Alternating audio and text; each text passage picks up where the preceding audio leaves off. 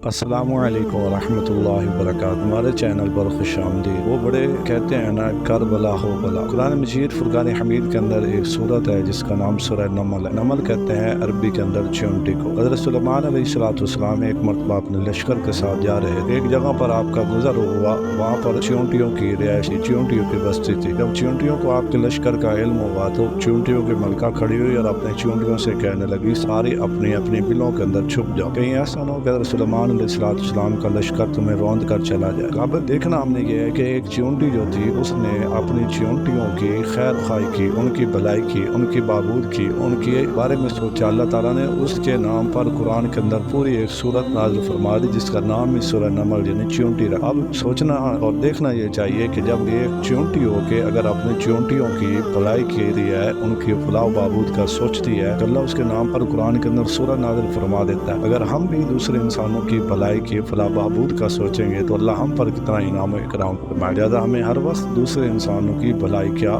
سوچنا چاہیے اور اپنی زندگی کے اندر ہمیشہ دوسروں کے لیے آسانی پیدا کرنی چاہیے، نہ